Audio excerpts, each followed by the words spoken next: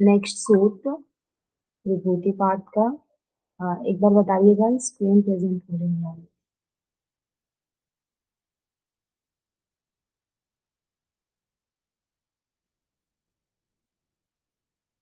ठीक है, यहीं तक यहाँ तक हमने पढ़ लिया था, है ना, कि जो हमारा 11वें नंबर का सूत्र था, 10वें नंबर तक का नहीं पढ़े थे, 11वें नंबर तक का सूत्र पढ़े थे कि संप्रज्ञात समाधि होता है उस समय चित्त का जैसा परिणाम होता है, तो उसका वर्णन यहाँ पर किया गया है।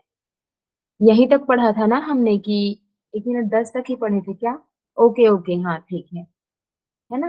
तो अब देखते हैं हम लोग हमारा जो 11वें नंबर का सूत्र है उसको। तो इसमें कहा गया है सर्वार्थक एकाग्रतयो क्षयोदयो चित्तस्य समाधि परिणाम। 1 मिनट, मैंने पढ़ा लिया है इसको, है ना, ये सूत्र हो गया है। ओके, इसमें मतलब ये बताते हैं कि सब प्रकार के विषय का चिंतन करने वाली वृत्ति ये कौन सी अवस्था में होती है? हमारी विक्षिप्त अवस्था में। तो उसका क्षय हो जाता है और उसके बाद एकाग्रता अवस्था, मतलब केवल एक ही विषय का चिंतन करने वाली वृत्ति का क्या है? उदय हो जाता है। ऐसा क्या होता है? हमारा समाधि परिणाम। फिर मैंने आप लोगों को एक साइड इमेज भी दिखाई थी अपने नोटबुक से करके, कि उसमें एक साइड लिखा था एकाग्रता अवस्था, सॉरी, विक्षिप्त अवस्था का क्षय और एकाग्रता अवस्था का उदय, यही क्या होता है? हमारा समाधि परिणाम। वन लाइनर करके बताया था, है ना। अब उसके बाद देखते हैं समाधि परिणाम के बाद चित्त की स्थिति, मतलब उस स्थिति क्या होती है ना। यहाँ पर निरोध परिणाम के बाद प्रशांत वाहिता हो जाती है। और यहाँ पर क्या होता है अब समाधि परिणाम के बाद? तो इसको अब कहाँ गया थी ये,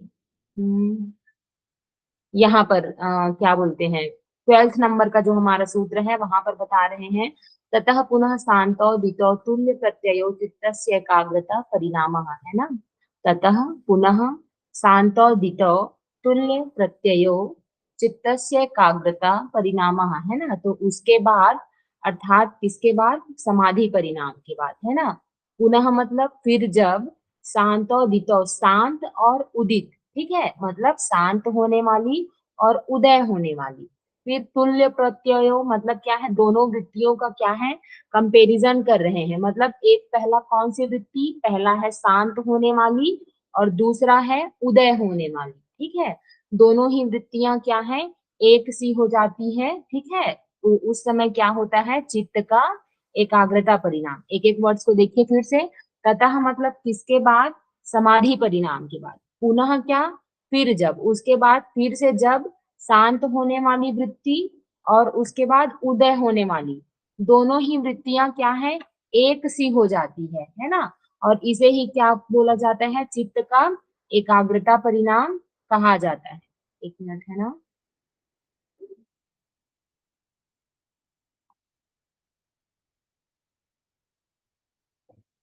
आया आप लोगों को समझ में? हेलो। जी यस मैम, मैडम। जी मैम। हाँ, बट तो विद्या का आप मतलब लोग, मैडम जो व्युत्थान अवस्था है और उसके बाद निरोध अवस्था, वो दोनों हाँ, वृत्तियां एक एक जैसी हो जाती हैं कि कौन सा मतलब? क्योंकि व्युत्थान तो दबा रहता है और उसके बाद फिर निरोध का उत्पत्ति होती है, तो यहाँ पर दो वृत्तियों को व्युत्थान डिफरेंट। और निरोध बाद में है। Excuse me please.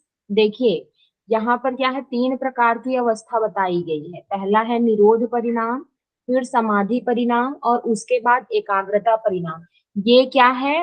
Descending order में है ना, असेंडिंग ऑर्डर में नहीं है। एक्चुअल में पहले क्या आता है? एकाग्रता परिणाम आता है। एकाग्रता परिणाम के बाद समाधि परिणाम आता है और फिर निरुद्ध परिणाम होता है। तो इसको यहाँ पर इसका सीक्वेंस उल्टा बताया गया है। मतलब पहले निरुद्ध परिणाम का वर्णन किया गया है, उसके बाद समाधि परिणाम का वर्णन किया गया है, फिर एकाग्रता परिणाम का वर्णन किया गया है। तो एकाग्रता अवस्था आती किसके बाद है? विक्षिप्त अवस्था के बाद, है ना। तो विक्षिप्त अवस्था क्या है? शांत हो जाती है ना। और उसके बाद उदित कौन सी अवस्था होती है? एकाग्र अवस्था। तो इसलिए यहाँ पर शांत होने वाली अवस्था बोला गया है हमारी विक्षिप्त अवस्था को, और उदित होने वाली अवस्था है हमारी एकाग्रता अवस्था। और दोनों वृत्तियां क्या है, एक सी हो जाती है ना, दोनों हमको मतलब दोनों एक मिक्सअप, ठीक है, एक जगह पे दोनों को, जैसे एक जा रहा है और दूसरा आ रहा है तो कहीं पर तो मिलेंगे ना, तो दोनों वृत्तियां क्या है, एक सी हो जाती है, तभी उसको क्या बोलते हैं, एकाग्रता परिणाम। आया समझ में? अच्छा एक मैडम, बार मैडम ये यहाँ लिखा है ना, थोड़ा स्लाइड नीचे करेंगी मैडम, थोड़ा टॉप में मुझे यहाँ पर एक बार मतलब। हम लोग व्याख्या पढ़ लेते हैं, है ना, उसके बाद सब एक चीज और बोलना चाहूंगी, सबके डाउट्स ना एक बार हम लास्ट में लेंगे क्योंकि रिकॉर्डिंग्स वालों को दिक्कत होती है, ठीक है, फिर तो तो आप लोग भूल सब जाएंगे मैडम, मैं क्या पूछना था। पेज में लिख करके रखिए आप, है ना। चलिए व्याख्या पढ़ते हैं।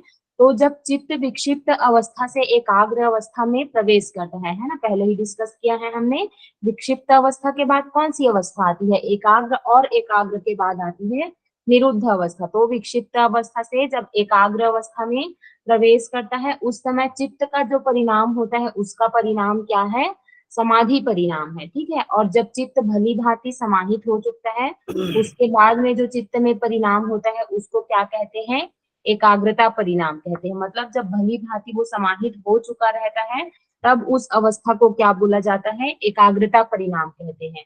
और उसमें शांत होने वाली वृत्ति और उदय होने वाली दोनों वृत्ति क्या है, एक सी हो जाती है। और पहले कहे हुए समाधि परिणाम में तो शांत होने वाली और उदय होने वाली वृत्ति में भेद होता है।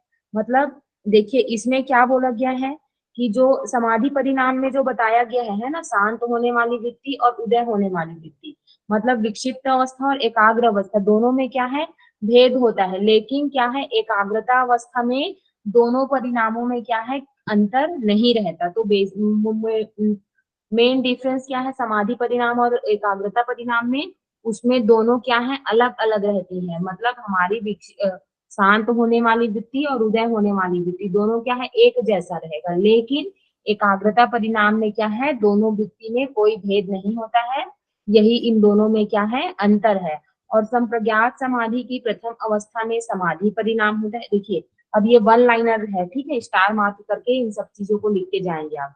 संप्रज्ञात समाधि की प्रथम अवस्था में क्या होता है, समाधि परिणाम होता है।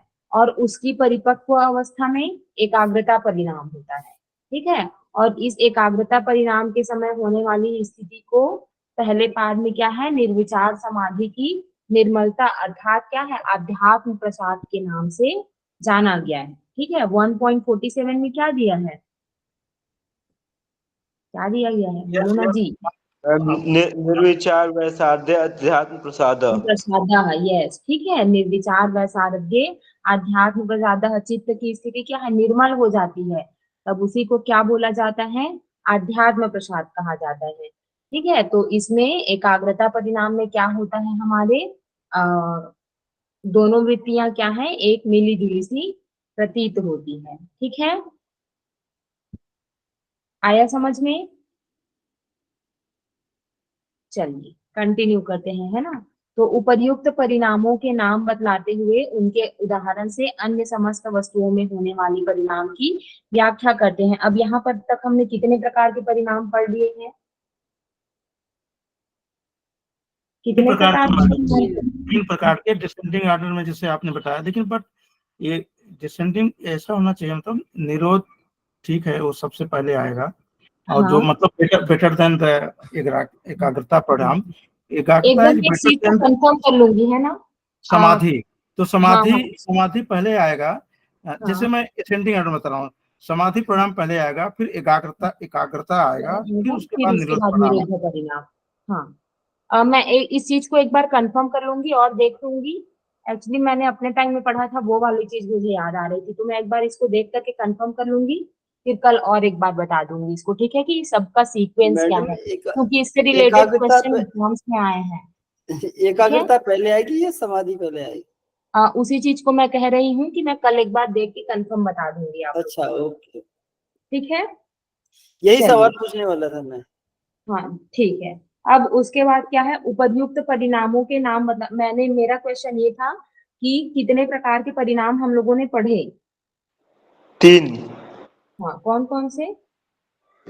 निरोध परिणाम, समाधि हाँ, परिणाम और एकाग्र परिणाम। एकाग्रता परिणाम, है ना। अब उसके बाद ये क्या है, ये सब परिणाम किसके हैं, चित्त के, ठीक है। लेकिन अब हम क्या है, वस्तुओं में होने वाले परिणाम देखेंगे। वो सब परिणाम थे हमारे चित्त के। अब वस्तुओं में कितने प्रकार के परिणाम होते हैं, मतलब परिणाम का अर्थ क्या है ना। अब कुछ भी चीज है तो उसको क्या बोला जाता है, कारण। और उससे बनने वाले पदार्थ क्या होते हैं, उसके क्या है, कार्य होते हैं। तो वो जो कार्य होता है जो बदलता है ना, उसी को क्या बोला जाता है, परिणाम। सपोज मैंने क्या है, मिट्टी से घड़ा बनाया, तो वो घड़ा क्या होगा, उसका कार्य हुआ, उसी को क्या बोलेंगे हम, परिणाम बोलेंगे। तो वस्तुओं में कितने प्रकार के परिणाम होते हैं, इसकी व्याख्या करते हुए 13 नंबर का सूत्र कहते हैं, एतेन भूतेन्द्रियेषु धर्म लक्षणावस्था परिणामा व्याख्याता, है ना। एतेन भूतेन्द्रियेषु धर्म लक्षणावस्था परिणामा व्याख्याता, है ना। तो एतेन अर्थात क्या, ऊपर जो चित्त के परिणाम क्या है, अब हम बतला चुके महर्षि पतंजलि जी, है ना। अब इसी से क्या है, भूत अर्थात क्या है, पंच महाभूत जो हमारे हैं उससे, पंचभूतों में, और उसके बाद क्या है, इंद्रियेषु अर्थात क्या है, सब इंद्रियों में होने वाले कितने प्रकार के परिणाम, 3 प्रकार के परिणाम, धर्म, लक्षण और अवस्था। ये तीनों परिणाम क्या है, कहे जा चुके। मतलब अब एक मिनट, है ना, चित्त के परिणाम बता चुके, है ना। अब उसके बाद इसमें क्या है, 3 प्रकार के परिणाम क्या है, बता रहे हैं, वस्तुओं में होने वाले धर्म, लक्षण और अवस्था परिणाम। तो वो तीनों क्या क्या है, इसको एक बार देखते हैं, है ना। तो देखिए 9वें और 10वें सूत्र में क्या है, निरोध परिणाम के समय क्या है, चित्त का धर्म, लक्षण और अवस्था परिणाम बताया गया है। 11वां और 12वां में क्या है, संप्रज्ञात समाधि के समय चित्त के धर्म, लक्षण और अवस्था परिणाम का वर्णन किया गया। देखो एकदम क्लियरली मेंशन किया गया है कि कौन सा चीज कहाँ पर है। तो आप लोग इसको अपने नोट्स में कैसे लिखेंगे, आप लोग एक बार देख लीजिएगा, ठीक है। तो इसी मैडम यहाँ तरह पे से धर्म परिणाम का क्या मीनिंग है, धर्म परिणाम का क्या मीनिंग है इसमें? ये नीचे दिया हुआ है सर, अभी आ रहे हैं उसी चीज पे, ठीक है। चलिए अब उसके बाद क्या है, इसी तरह संसार की समस्त वस्तुओं में ये क्या परिणाम है, बराबर होते रहते हैं, क्योंकि तीनों ही गुण क्या है, परिणामी है। मतलब हमारे सत्व, रजस, तम तीनों गुणों के कारण क्या है, कुछ ना कुछ परिवर्तन होते हैं, है ना। तो इसी कारण क्या बोला गया है, तीनों गुण क्या है, परिणामी है। अतः उनके कार्यों में परिवर्तन होते रहना अनिवार्य है। इसलिए यह सूत्र में यह बात कही गई है कि ऊपर के वर्णन से ही पांचों भूतों और समस्त इंद्रियों में होने वाले धर्म, लक्षण और अवस्था परिणाम को क्या है, समझ लेना चाहिए। मतलब चित्त में जिस तरह का परिवर्तन हो रहा है उसी तरह का क्या है, वस्तुओं में भी सॉरी भूत और इंद्रियों में क्या है, परिवर्तन होता है, ऐसा हमको समझ लेना चाहिए। अब इसका क्या है, जो उदाहरण सहित वर्णन कर रहे हैं, ठीक है। और कह रहे हैं कि ध्यान में रखना चाहिए कि सांख्य और योग के सिद्धांत में कोई भी पदार्थ बिना हुए उत्पन्न नहीं होता। मतलब कुछ भी चीज है तो उसका जब तक कोई कारण नहीं होगा, है ना, तब तक वो उत्पन्न नहीं होगा। कार्य कारण सिद्धांत होता है ना। और सत्कार्यवाद भी है ना, तो उसमें बताया गया है। तो जिस किसी भी चीज का कारण नहीं है, मतलब सपोज अगर तिल ना रहे तो हम तिल का लड्डू बना सकते हैं क्या, नहीं बना सकते, है ना। तो जो कुछ वस्तु उत्पन्न होती है वह उत्पन्न होने से पहले भी अपने कारण में क्या है, विद्यमान थी, और लुप्त होने के बाद भी क्या है, विद्यमान रहती है ना। मतलब सपोज हमने एक मिट्टी का क्या है, घड़ा बनाया, तो घड़ा बनने से पहले वो क्या था, मिट्टी था। अब वो क्या है, उसकी वर्तमान अवस्था। और लुप्त होने के बाद घड़ा क्या है, सपोज फूट गया, तो उसके बाद भी क्या है, वो उसमें मिट्टी वो क्या है, वो विद्यमान रहती है। मतलब हमने नेक्स्ट क्या बनाया, उसका घड़ा बनाया, तो फूट गया तो उसका क्या है, टुकड़ा रहेगा, है ना, बहुत सारे उसके टुकड़े हो जाएंगे। तो वो घड़ा भी क्या है, समाप्त नहीं हुआ है, वो उसमें क्या है, कारण रूप में क्या है, विद्यमान रहता है। अब आगे देखते हैं क्या है हमारा धर्म, लक्षण और अवस्था परिणाम। तो पहले है हमारा धर्म परिणाम। तो जब किसी धर्मी में एक धर्म का लय होकर दूसरे धर्म का उदय होते हैं, उसको क्या बोलते हैं, धर्म परिणाम कहते हैं। अब यहाँ पर 2 वर्ड आया है, पहला है हमारा धर्मी और दूसरा है हमारा धर्म। हम जो चीजें पढ़ रहे हैं वो आप लोगों को समझ में आ रहा है ना, फास्ट नहीं हो रहा, बोलो ना जी। जी मैम समझ में आ रहा है। हाँ ठीक है, कंटिन्यू करते हैं ना। आप लोग थोड़ा सा रिस्पॉन्ड किया कीजिए, क्योंकि सामने में किसी का फेस दिखता नहीं है ना। मैं ऑलरेडी पीडीएफ ओपन करके रखी हूँ, तो आप लोग माइक खोल करके रिस्पॉन्ड कर दिया, ठीक है। तो अब देखिए यहाँ पर क्या है, दो वर्ड्स हैं हमारे, पहला है धर्मी और दूसरा है धर्म। तो धर्मी किसको बोलते हैं, जो कारण है, जिससे चीजें बनती है। सपोज हमने क्या सब पढ़ा अभी, थोड़ा देर पहले डिस्कस किया था, मिट्टी से हमने क्या बनाया, घड़ा। तो मिट्टी क्या हुई, कारण, ठीक है। जिससे बनता है उसको क्या बोलते हैं, जिससे चीजें उत्पन्न होती है उसको बोला जाता है कारण। और कारण ही क्या कहलाता है, हमारा धर्मी, ठीक है। जिससे चीजें बनती हैं वो क्या है, हमारा धर्मी। और जो चीज नया बना है तो वो क्या कहलाता है, धर्म, ठीक है। तो मिट्टी से हमने घड़ा बनाया तो वो क्या कहलाएगा, धर्म। अब मैं एक एग्जांपल दे रही हूँ, मेरे पास है रुई, और मैंने उस रुई से क्या है, दीपक की बत्ती बनाई है ना। तो बताइए इसमें धर्मी कौन हुआ और धर्म कौन हुआ। धर्मी क्या हुआ इसमें, धर्मी में रुई, रुई हुआ और रुई हुई, धर्म धर्मी, जो है बत्ती। हाँ धर्मी क्या हुई, रुई हुई। और धर्म क्या हो जाएगा फिर, बत्ती। हाँ दीपक की जो हमने बत्ती बनाई वो क्या हो जाएगा, उसका धर्म। तो जब किसी धर्मी में एक धर्म का लय होकर दूसरे धर्म का उदय होता है, तब उसको क्या कहते हैं, धर्म परिणाम कहते हैं। अब उसके बाद आगे व्याख्या में देखते हैं। जैसे 9वें सूत्र में चित्त रूपी धर्मी के व्युत्थान संस्कार रूप धर्म का दब जाना और निरोध संस्कार रूप धर्म का क्या है, प्रकट होना बतलाया गया है। तो देखिए चित्त का हमने परिणाम पढ़ा था, निरोध परिणाम। तो उस समय क्या होता है, सबसे पहले व्युत्थान संस्कार दब जाता है ना।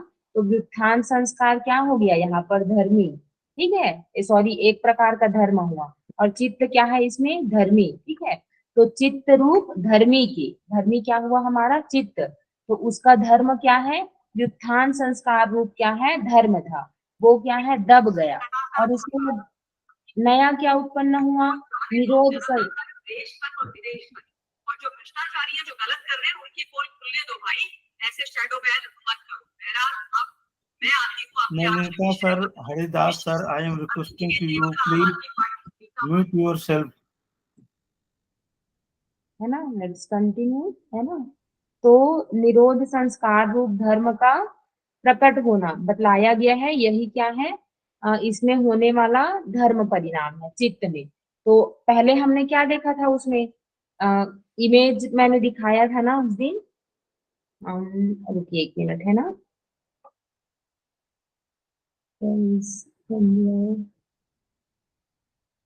कौन सा पीडीएफ मैंने शेयर किया था उस दिन,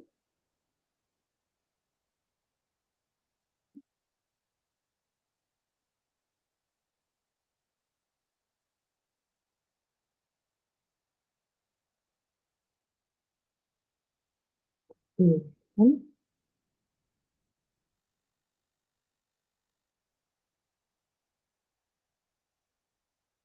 ठीक है, हाँ यहाँ पर, ठीक है। तो व्युत्थान संस्कार क्या है हमारा, यहाँ पर दब जाता है ना। और उसके बाद क्या है, निरोध संस्कार उत्पन्न होता है। तो ये क्या होगा, हमारे चित्त का धर्म परिणाम, ठीक है। अब उसके बाद नेक्स्ट, हाँ ये अवस्था वाले में आएगा, है ना। चलिए कहाँ गया, कहाँ गया ये, है ना। तो अब यही धर्मों में विद्यमान रहने वाले चित्त रूप धर्मी का धर्म परिणाम है। ये हो गया चित्त का धर्म धर्म परिणाम। अब इसी प्रकार 11वें सूत्र में सर्वार्थता रूप धर्म का क्षय और एकाग्रता रूप धर्म का क्या है, उदय बतलाया गया है। मतलब क्या है, सब गुणों का चिंतन करने वाली वृत्ति, है ना। मतलब क्या, विक्षिप्त अवस्था का, एक मिनट क्या बोला गया है जी, मैं ही वर्ड को भूल गई। हाँ, सर्वार्थता रूप धर्म का क्षय, और उसके बाद क्या है, एकाग्रता रूप धर्म का उदय। मतलब ये सब प्रकार का सोच रही है, तो ये सर्वार्थ रूप धर्म का क्या है, क्षय हुआ, और एकाग्र रूप धर्म का क्या है, उदय हुआ, है ना। तो यह भी क्या है, यह भी चित्त रूपी धर्मी का क्या है, धर्म परिणाम है। मतलब एक चीज का समाप्त होकर के किसी दूसरे चीज का प्रकट होना, तो ये क्या कहलाता है हमारा धर्म परिणाम। तो यहाँ तक ये हमने किसके बारे में पढ़ लिया, चित्त के बारे में, धर्म परिणाम। अब वस्तुओं में होने वाले क्या है धर्म परिणाम को बतलाते हुए कहते हैं कि मिट्टी में पिंड रूप धर्म का क्षय, मतलब जो मिट्टी है तो उसमें क्या है पिंड रूप, मतलब वो हमने मिट्टी है ना, मिट्टी छोटा छोटा रहेगा, बारीक वो करेंगे, मतलब घड़ा मुझे बनाना है ना, तो डायरेक्ट ऐसी बना लेंगे क्या, नहीं बना पाएंगे, है ना। पहले उसको एकदम बारीक पीसते हैं, मतलब एकदम क्ले बनाते हैं उसका, है ना, फिर उसको मिट्टी से करके उसको गूंथेंगे, और एक उसका क्या है एक पिंड रूप, मतलब ऐसे हमने क्या है उसका एक गोला बनाया, उसको हाथों क्या बोलते हैं पानी से वो करके, जो क्ले था पाउडर रूप में था उसको हमने क्या है एक पिंड रूप या फिर क्या है गोला बनाया। तो वो जो हमने गोला बनाया था उस रूप धर्म का क्षय और घट रूप धर्म का उदय। तो पहले हमने क्या है मिट्टी का जो गोला था उसको वो पहला धर्म हुआ मिट्टी का, मतलब पहले वो मिट्टी था, फिर उससे क्या बना वो पिंड रूप बना, ठीक। अब उस पिंड रूप तो ये पहले धर्म का उदय हुआ, ठीक। अब उस धर्म का क्षय हो जाएगा, उस पिंड से हम लोग नया क्या बना रहे हैं घड़ा, तो ये घड़े रूप धर्म का क्या है उदय हुआ। फिर घट रूप धर्म का क्षय और ठिकरी या फिर फूटे हुए घड़े के टुकड़े। तो अब इसके बाद क्या है हमने घड़ा बनाया, तो घड़ा हमेशा थोड़ी ना रहेगा, वो क्या है किसी ना किसी समय पर फूट जाएगा। तो अब फूटने के बाद क्या है ठीकरी बना, है ना, जो उसका छोटा छोटा टुकड़ा रहता है फूटा हुआ। तो फिर से ये एक नए धर्म का उदय हुआ। तो सब प्रकार के धर्मों में विद्यमान रहने वाली मिट्टी रूप क्या है धर्मी का धर्म परिणाम है। तो इन सब में पहले हमने क्या बनाया पिंड बनाया पहला धर्म, फिर उसके बाद ये समाप्त हुआ, उसके बाद दूसरा धर्म क्या बना, क्या बना जी, घड़ा। हाँ ठीक है, दूसरा धर्म बना घड़ा। फिर घड़े के बाद घड़ा टूट गया तो उसके बाद क्या बना, ठीक है। लक्ष्य हाँ ठीक है मिट्टी क्या बन बना गया। ठीकरी। तो हर अब एक एक धर्म समाप्त हो रहा है, उसके बाद क्या है नया धर्म उदय हो रहा है। तो इसी को क्या बोलते हैं धर्म परिणाम बोलते हैं। लेकिन इन सब में क्या है मूल रूप में धर्मी, अर्थात क्या है धर्मी क्या है इसमें किससे मिल करके बना है ये मिट्टी। मिट्टी। तो सब में क्या है मिट्टी विद्यमान है, मतलब हमने मिट्टी का एक गोला बनाया है ना पिंड बनाया, तो हम कह सकते हैं क्या कि ये मिट्टी नहीं है। हमने उसके बाद उससे घड़ा बनाया, तो घड़े को हम लोग कह सकते हैं क्या नहीं ये मिट्टी नहीं है ये घड़ा है, कहीं ना कहीं उसमें मिट्टी विद्यमान रहती है ना। फिर फूटने के बाद भी तब भी हम उसको बोलेंगे क्या कि उसमें मिट्टी नहीं है, वो मिट्टी से ही बनी है ना। तो इसी कारण धर्मी क्या हुआ हमारा मिट्टी, और वो सदैव उसमें क्या है विद्यमान रहती है। इसी तरह अन्य वस्तुओं में भी क्या है हमको समझ लेना चाहिए। तो इस तरह से आप लोगों को आया समझ में चित्त और क्या है जी वस्तु का धर्म परिणाम आया समझ में। मैम ये कह सकते हैं कि जो धर्मी है वो हम्म। अलग अलग रूपों में अपने आप को प्रकट करता जाता है, वही उसका धर्म परिणाम है। अलग अलग रूप में हाँ, मतलब ये एक मैम चीज जैसे हाँ हम जैसे घड़ा बनाए, घड़े से मतलब सबसे पहले मिट्टी था, फिर उसको चूरा किए, फिर घड़ा बनाए, ऐसे मतलब उसका स्वरूप जो है वो चेंज होता जा रहा है ना, लेकिन यस फिर भी यस उन सबके बीच में मिट्टी विद्यमान है, मतलब वो अपने लक्षण चेंज करते जा रही है, बट मिट्टी है तो उसके लक्षण हो गए वो धर्म परिणाम हो गए। तो कारण सदैव क्या है धर्मी अपने धर्म में विद्यमान रहता है, आगे ये चीज और आएगा है ना। लेकिन अब धर्म परिणाम आप लोगों को समझ में आ रहा है ना कि एक चीज समाप्त होने के बाद दूसरी चीज बन रही है, उसी को हम लोग क्या बोलेंगे, क्या बोलेंगे। धर्म परिणाम। हाँ ठीक है। अब उसके बाद हम लोग नेक्स्ट परिणाम पढ़ते हैं लक्षण परिणाम, है ना, धर्म लक्षणावस्था। तो दूसरा परिणाम क्या होगा हमारा लक्षण परिणाम। तो यह परिणाम भी धर्म परिणाम के क्या है साथ साथ होता जाता है, मतलब कोई भी चीज हो रही है धर्म उसका बदल रहा है तो उसके साथ में क्या है उसके लक्षण भी बदलते हैं। तो लक्षण परिणाम धर्म में होता है, और वर्तमान धर्म का लुप्त हो जाना और उसका अतीत लक्षण परिणाम है, और अनागत धर्म का प्रकट होना उसका क्या है वर्तमान लक्षण परिणाम है। मतलब देखिए वर्तमान धर्म का लुप्त, यस 1 मिनट ना,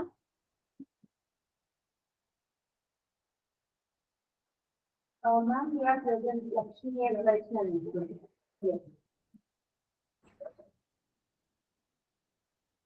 है ना। तो कहाँ पर आए थे, वर्तमान धर्म लुप्त का वर्तमान धर्म का लुप्त हो जाना क्या है, उसका अतीत लक्षण परिणाम है। मतलब देखिए कोई वस्तु बनी तो हमने क्या है, इससे पहले हम लोग देख रहे थे मिट्टी, फिर मिट्टी का पिंड और उसके बाद घड़ा। तो सबसे पहले क्या है, वो मिट्टी था, तो वर्तमान धर्म क्या है उसका लुप्त हो गया, है ना। और उसके बाद क्या बना, वो पिंड बना। तो उसका अतीत लक्षण परिणाम क्या हो जाएगा, जो पिंड बना उसका अतीत क्या था, पिंड का अतीत क्या था, मिट्टी, यस वेरी गुड, है ना। तो वो उसका क्या हो जाएगा, अतीत लक्षण परिणाम। लेकिन अब अनागत धर्म का प्रकट होना, है ना, मतलब वो मिट्टी पहले क्या थी, सॉरी सॉरी सॉरी, वो क्या बना जी, पिंड बना, है ना। तो वो पिंड उससे पहले क्या था, मिट्टी था। तो उस मिट्टी का अनागत धर्म, मतलब उस मिट्टी का अनागत धर्म क्या है, जो आया नहीं है लेकिन वो बनने वाला है। तो मिट्टी का अनागत धर्म क्या हुआ यहाँ पर, घड़ा। घड़ा। घड़ा नहीं यार, पिंड, ठीक है, हाँ, पिंड पिंड पिंड। पिंड, ठीक है। अभी मैम घड़ा तो अतीत बनेगा लक्षण में ना। क्या है? अभी हम अच्छा, देखो घड़ा का, पिंड घड़ा की का बात हो रही है किसका ना। होगा पता है, 1 मिनट, घड़ा किसका अनागत होगा, उस पिंड का। लेकिन मैंने किसका पूछा, क्या बोलते हैं, किसका पूछा जी, मिट्टी का पूछा था मैंने, है ना। तो मिट्टी का अनागत परिणाम क्या होगा, पिंड होगा। लेकिन पिंड का अनागत परिणाम क्या हो जाएगा, घड़ा, ठीक है। अब घड़ा फूट के ठीकरी बनने वाला है। तो अब बताओ घड़े का अनागत परिणाम क्या होगा, मिट्टी। यस मिट्टी। नहीं, मिट्टी का घड़े का मैम आपने अनागत पूछा ना परिणाम कि घड़ा ठीकरी फूटने होगा, के बाद क्या मैम बनेगा। पिंड होगा ना घड़े का अनागत परिणाम। ठीकरी होगा, अच्छा ठीक है। ठीकरी मैम वो अनागत मतलब जो अभी आया नहीं आया है नहीं है, वो। हाँ मतलब भविष्य में जो होगा, ठीक है, वह उसी को क्या बोलते हैं, अनागत बोलते हैं। जो आया नहीं है, जो जा चुका है, वो क्या हो जाएगा, अतीत। अब बताओ ठीकरी है, वो ठीकरी का अतीत लक्षण परिणाम क्या होगा, ठीकरी होने से पहले वो क्या था, ये ठीकरी क्या घड़ा। होता है मैम। घड़ा। घड़ा था मैम। वो टूट जाता है घड़ा, उसको ठीकरी है। ठीकरी में टूटे हुए टुकड़े जो होते हैं घड़े के। हाँ ठीक है, तो बताओ ठीकरी किसको बोल, ठीकरी का अतीत लक्षण परिणाम क्या होगा, घड़ा। मैम घड़ा घड़ा। मैम। घड़ा, घड़ा ठीक है। घड़ा का अतीत लक्षण परिणाम क्या होगा, मिट्टी। पिंड। मिट्टी नहीं, का पिंड पिंड। पिंड। हाँ ठीक है। और पिंड का अतीत लक्षण परिणाम क्या होगा, मिट्टी। मिट्टी। मिट्टी। मिट्टी। तो यहाँ पर धर्मी कौन हुआ, मिट्टी। मिट्टी, मिट्टी। ठीक है। अब बताना, हाँ वेरी गुड, है ना, सबने अच्छे से बताया। अब बताओ मैडम मिट्टी के, मैडम एक सवाल है यहाँ पे। अतीत लक्षण परिणाम तो सबका मिट्टी ही होना चाहिए, एट लास्ट मिट्टी है ना। इससे अतीत जो पहले है, जो मतलब just excuse me please, just पहले वाले स्टेज में जो रहता है केवल उसी को क्या है, अतीत लक्षण परिणाम बोला जाता है। मेन हम जब बात करेंगे कारण की, धर्मी के रूप में जो सदैव विद्यमान रहता है, तब वो केवल मिट्टी होगा, ठीक है। तो चलिए अब बताइए मुझे, मिट्टी का अनागत परिणाम क्या होगा, पिंड। पिंड। यस वेरी गुड, है ना। अब उसके बाद पिंड का अनागत परिणाम घड़ा। घड़ा। घड़ा, और घड़े का अनागत परिणाम टिकरी। टूटा हुआ। टिकरी। यस वेरी जो गुड, है टूटा ना। हुआ घड़ा है। तो इस तरह अनागत धर्म का प्रकट हो जाना क्या है, उसका वर्तमान लक्षण परिणाम है। तो जो चीज लुप्त हो गया उसको क्या बोलेंगे हम, अतीत लक्षण परिणाम। मतलब हमने मिट्टी से क्या है, वो बनाया, क्या है जी, पिंड बनाया। तो वो पिंड अब उसका मिट्टी रूप जो धर्म था वो लुप्त हो गया। तो इसको क्या बोलेंगे हम, अतीत लक्षण परिणाम, ठीक है। लेकिन अनागत धर्म का प्रकट होना, उस पिंड से हमने क्या है, घड़ा बनाया। तो वो जो घड़ा बनने वाला है वो उसका क्या है, अनागत धर्म हुआ, और उसी को क्या बोलते हैं, वर्तमान लक्षण परिणाम। तो जो भविष्य में होने वाला है, अनागत जो धर्म है उसका, उसको क्या उसके प्रकट होना को क्या बोला जाता है? वर्तमान लक्षण परिणाम। ठीक है। और प्रकट होने से पहले वह वो क्या है? अनागत लक्षण वाला रहता है। मतलब जब तक वो प्रकट नहीं हुआ तब तक क्या है? वो अनागत लक्षण वाला रहता है। मतलब वो लक्षण उसमें विद्यमान है लेकिन क्या है? वो अभी प्रकट नहीं हुआ है। आया समझ में? Yes ma'am. मैडम अनागत और फिर उसमें क्या फर्क हुआ थी? किसमें? अनागत धर्म और अतीत लक्षण परिणाम में क्या डिफरेंस हुआ? फिर तो वही बात होती है, एक ही बात है तो। बाकी लोगों को समझ में आया कि अनागत और अतीत में क्या अंतर है? जी मैम। हाँ, यस मैम। बताइए सौरभ जी बताइए। कि क्या है अनागत और अतीत। मैम जो अनागत है अभी आने वाला, और अतीत जो पहले आ चुका है, जैसे वृक्ष पहले जा चुका है। लकड़ी यस, है। ठीक है। हाँ हाँ, लकड़ी का एक मिनट। ये क्या बोलते हैं? अतीत लक्षण परिणाम जो जा चुका है, मतलब मिट्टी से हमने क्या है? पिंड बनाया, तो वो पिंड मिट्टी क्या हो जाएगा? पिंड का अतीत लक्षण परिणाम। लेकिन अब उस पिंड से हम क्या है? घड़ा बनाएंगे, तो वो उसका क्या हो जाएगा? वर्तमान लक्षण परिणाम। और यही क्या है? अनागत लक्षण वाला रहता है। मतलब अभी तो वो पिंड रूप में है लेकिन वो बनने क्या वाला है? घड़ा। तो वही क्या है? अनागत लक्षण वाला रहता है ना? अब इन तीनों का को धर्म का क्या है? लक्षण परिणाम कहते हैं, है ना? तो ये जो क्या है हमारा अनागत लक्षण वाला और वर्तमान लक्षण परिणाम और अतीत लक्षण परिणाम, तीन प्रकार के परिणाम हमने देख लिए, है ना? अतीत लक्षण परिणाम, वर्तमान लक्षण परिणाम और अनागत लक्षण परिणाम। तो इन तीनों को धर्म का क्या है? लक्षण परिणाम कहते हैं। मतलब देखिए, तीन चीजों के बारे में हम लोग पढ़ते हैं। पहला हुआ मिट्टी, मिट्टी के बाद बना पिंड और पिंड के बाद बनेगा घड़ा, है ना? तो सपोज हम लोग अभी पिंड वाली स्थिति में है, तो पिंड का अतीत परिणाम क्या हो जाएगा? मिट्टी। और उस मिट्टी का उस पिंड का अनागत परिणाम क्या हो जाएगा हमारा? घड़ा। और उसका वर्तमान लक्षण परिणाम क्या होगा? पिंड। आया समझ में? तीनों एग्जाम्पल को लिखिए। पहले लिखिए अतीत, फिर उसके बाद वर्तमान, फिर अनागत। और अतीत के सामने लिखिए मिट्टी, वर्तमान के सामने लिखिए पिंड और अनागत के सामने लिखिए घड़ा। तो ये तीनों क्या है हमारा? लक्षण। तीनों धर्म का क्या है? लक्षण परिणाम कहते हैं। और 11वें सूत्र में जो चित्त के सर्वार्थता धर्म का क्षय होना बतलाया गया है, वह उसका क्या है? अतीत लक्षण परिणाम क्या है? मतलब एकाग्रता रूपी धर्म का क्या है? उदय हो रहा है। तो एकाग्रता अवस्था कब आएगी? जब सब प्रकार के विषय को छोड़ने वाली वृत्ति जो विक्षिप्त अवस्था का क्या है? समाप्ति होगा। तभी तो कुछ नया चीज आएगा, है ना? मतलब एक तभी हम विक्षिप्त अवस्था को छोड़ेंगे, सब चीजों के बारे में सोचना छोड़ेंगे, तब उसके बाद क्या है? एकाग्रता अवस्था आएगी। तो अब चित्त क्या है? एकाग्र स्थिति में है। तो उस एकाग्र स्थिति से पहले वो क्या है? सब विषयों के बारे में सोच रहा था, सर्वार्थता धर्म में था, है ना? तो ये उस चित्त का क्या हो जाएगा? अतीत लक्षण परिणाम।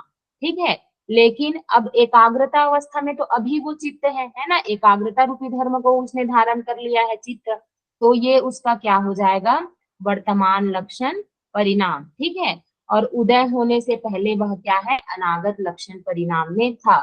मतलब जब एकाग्रता अवस्था नहीं आई थी, है ना?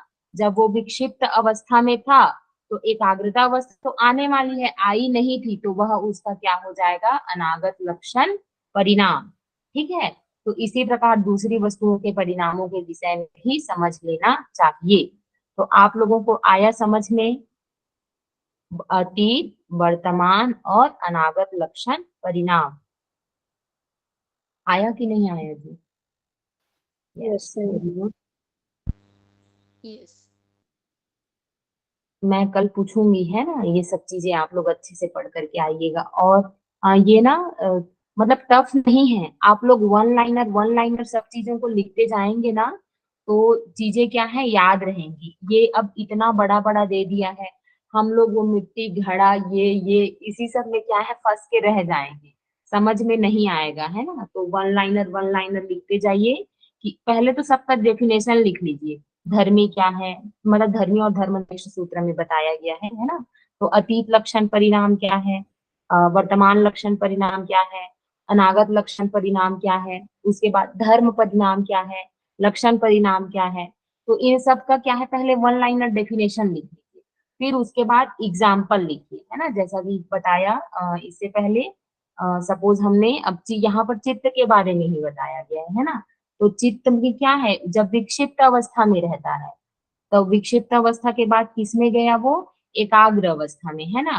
तो एकाग्र अवस्था में जब चित्त है तो उसका अतीत परिणाम क्या हो जाएगा, क्या हो जाएगा आप लोग बताओ।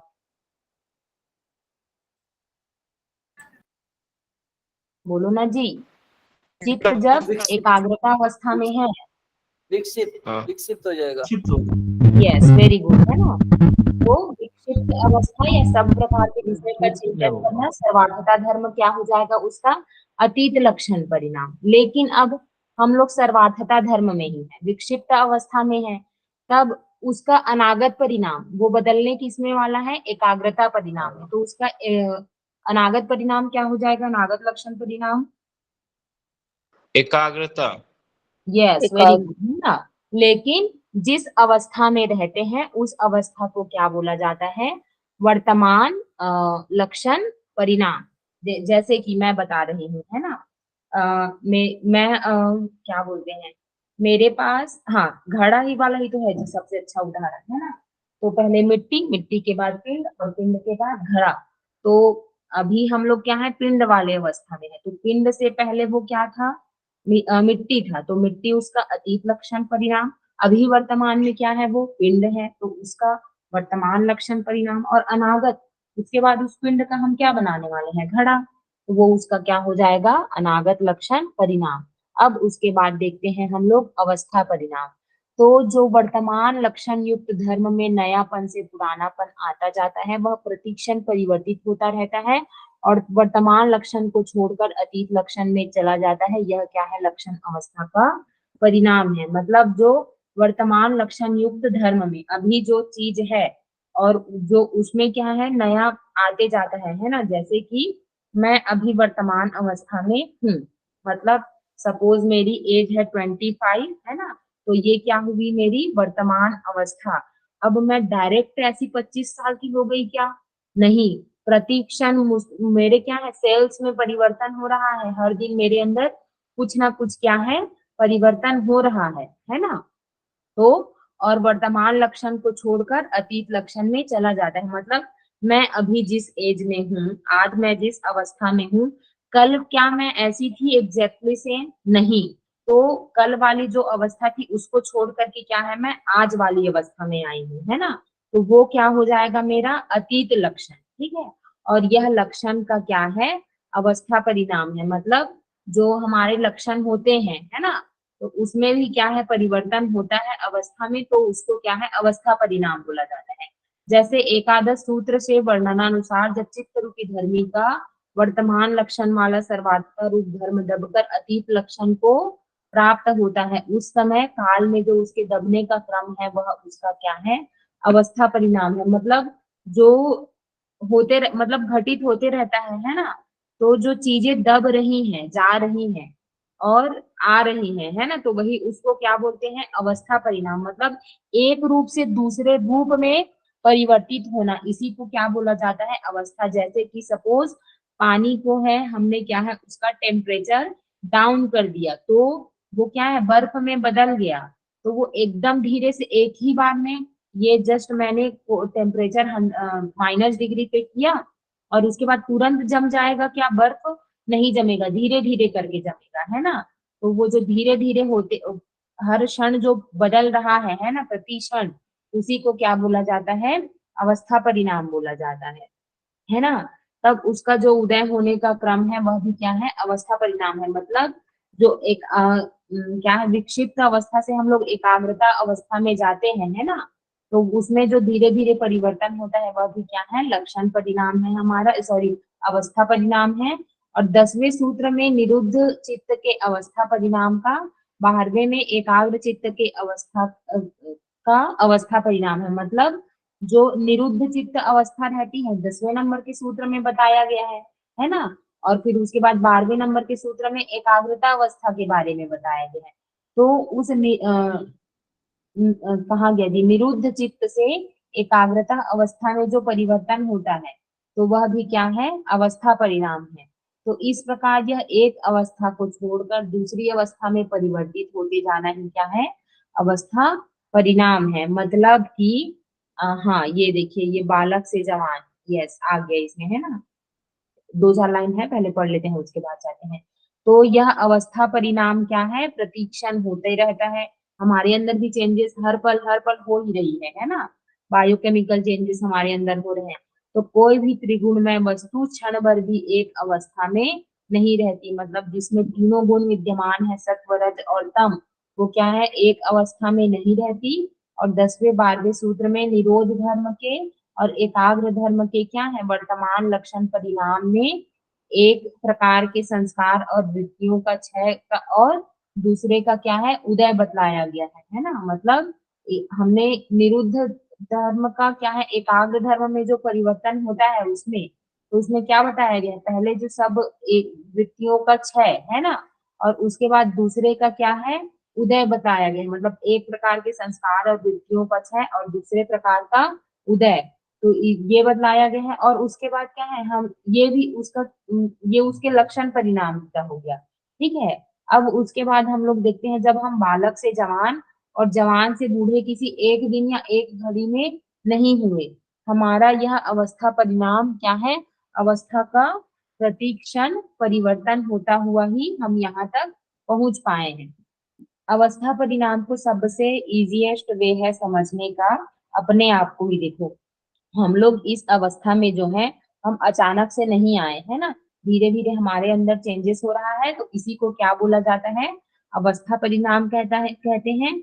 और यह परिणाम विचार द्वारा समझ में आता है, सहसा प्रतीत नहीं होता। मतलब अभी मतलब जैसे आप लोगों को कोई बहुत दिन बाद देखता है, तो अगर मतलब बचपन में जो लोग हमको देखे रहते हैं, उसके बाद बड़े होने के बाद वो देखते हैं तो क्या है, अरे तुम इतनी बड़ी हो गई, है ना, या बोलते हैं तुम्हारा हाइट इतना बढ़ गया, वेट इतना बढ़ गया, वो देख करके कहते हैं। लेकिन हमको समझ में आता है क्या, कि मैं इतनी थी और उसके बाद मैं इतनी बड़ी हो गई, हमको एकदम समझ में आता है क्या, नहीं आता। धीरे धीरे जब हम विचार करते हैं तब क्या है, हमको प्रतीत होता है। और आगे कहेंगे भी कि क्रम का ज्ञान परिणाम के अवसान में होता है। ये नेक्स्ट हमारा जो कैवल्य पाठ है ना, वहां पर क्रम के बारे में वर्णन आया है, तो उसके बारे में कहा गया है। और धर्म परिणाम में तो धर्मी के धर्म का परिवर्तन होता है, ठीक है। मतलब जो धर्म परिणाम होता है, तो उसमें क्या है, धर्मी के धर्म का परिवर्तन होता है। मतलब धर्म घड़ा इत्यादि है ना, तो वो धर्म रूप क्या है, हमारा हर बार परिवर्तन होता है। और लक्षण परिणाम में क्या है, धर्मी में धर्म परिणाम में धर्म का परिवर्तन होता है। अब फिर से वन लाइनर चीजें यहाँ पर लिखने की है, ठीक है, इसको हाईलाइट करके लिखेगा। धर्मी परिणाम में धर्म का परिवर्तन होता है, और लक्षण परिणाम में पहले धर्म का क्या है, अतीत हो जाता है और नए धर्म का वर्तमान हो जाना। इस तरह क्या क्या है, धर्म का लक्षण बदलता है।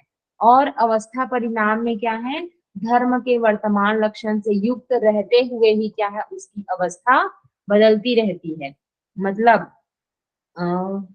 ये समझ में आ रहा है आप लोगों का। धर्म परिणाम हमने पढ़ा, तो वो मिट्टी से घड़ा इत्यादि जो बना, तो उसके धर्म में परिवर्तन हुआ। लक्षण परिणाम में क्या होता है, एक चीज बदल करके दूसरा चीज सामने आएगा, तो ये उसका क्या है, लक्षण परिणाम होगा। लेकिन अवस्था परिणाम में वर्तमान में वो वस्तु रहती है, मैं अभी हूँ, ठीक है, मैं वर्तमान में हूँ, लेकिन पर भी मेरे अंदर क्या है, धीरे धीरे चेंजेस हो रहा है, परिवर्तन हो रहा है, तब इसको क्या बोलते हैं, अवस्था परिणाम कहते हैं। और पहले परिणाम की अपेक्षा दूसरा सूक्ष्म है, और दूसरे की अपेक्षा तीसरा सूक्ष्म है। मतलब धर्म परिणाम से भी सूक्ष्म क्या है, लक्षण परिणाम, और लक्षण परिणाम से भी सूक्ष्म क्या है हमारा, अवस्था परिणाम। क्यों, क्योंकि अवस्था परिणाम एकदम धीरे धीरे होते जा रहा है, हमको डायरेक्ट दिखाई दे रहा है क्या, नहीं दे रहा है। फिर इससे थोड़ा बड़ा कौन सा है हमारा, लक्षण परिणाम, है ना। और उससे भी बड़ा क्या है हमारा, धर्म परिणाम। क्यों, अब देखो धर्म परिणाम में डायरेक्ट हमको चीज दिख रहा है, कि मिट्टी से हमने क्या है घड़ा बना लिया, ठीक है। लेकिन लक्षण परिणाम में हमने किसका उदाहरण देखा था? जो विक्षिप्त अवस्था है, सॉरी बर्फ वाले का देखते हैं, है ना? नहीं, विक्षिप्त अवस्था वाले का ही देखेंगे। तो विक्षिप्त अवस्था से एकाग्र अवस्था में डायरेक्ट चले गए क्या? नहीं, है ना? तो वो क्या है, उसके लक्षण में परिवर्तन हुआ, मतलब पहले एक अतीत था, फिर उसके बाद क्या है, नया चीज बना, और फिर उसके बाद क्या है, तीसरा आया हमारा अवस्था परिणाम। तो उसमें क्या है, एकदम माइनर चेंजेस, हम डायरेक्ट अभी बूढ़े नहीं हो जाएंगे, है ना? या डायरेक्ट इसी रूप में नहीं आए, पहले हम छोटे थे, फिर धीरे धीरे परिवर्तन हो गया, होता गया धीरे धीरे, है ना? तो इसको क्या बोला जाता है? अवस्था परिणाम कहा जाता है ना? तो पहले धर्म की अपेक्षा दूसरा सूक्ष्म है, मतलब धर्म परिणाम की अपेक्षा लक्षण परिणाम सूक्ष्म है, और लक्षण परिणाम से भी सूक्ष्म कौन सा है हमारा? अवस्था परिणाम। आया आप लोगों को समझ में? थोड़ा सा डिफिकल्ट है ना, वर्ड्स को लेकर के, सेम वर्ड्स आ रहे हैं, तो मे भी कंफ्यूजन हो सकता है, लेकिन आप लोग घर में जाकर के पढ़ेंगे तो डेफिनेटली समझ में आ जाएगा, ठीक है। तो मैडम ये लक्ष्मण पर जो परिणाम आपने बताया लक्षण, तो वो तो एक क्षण के बाद हुआ ना, क्योंकि हम जैसे विक्षिप्त से एकाग्र गए, ये तो चित्त हाँ का एक जैसे हम वो कर लेते हैं, बबल्स होते हैं पानी के ना, तो एक बबल्स टूटा, दूसरे बबल परिवर्तन हुआ, वो टूटा, फिर हम्म तीसरे बबल हुआ। तो जैसे हम्म आपने बताया एक अतीत, वर्तमान, हम्म अनागत, फिर वो फिर उसी अनागत को जो फिर पहला होगा वही वर्तमान, अतीत, ये तो रिपीटेशन हो जाएगा। हाँ तो हाँ कहीं क्षणिकवाद जो बुद्धिज्म का है, उन्होंने क्षणिकवाद के प्रतिपादक हैं, तो उन्होंने हम्म बताया है कि हमारा जीवन या हर वस्तु टेम्पोररी है और हम्म वो परिवर्तित होती चली चली जाती है। क्या इससे हम जोड़ सकते हैं?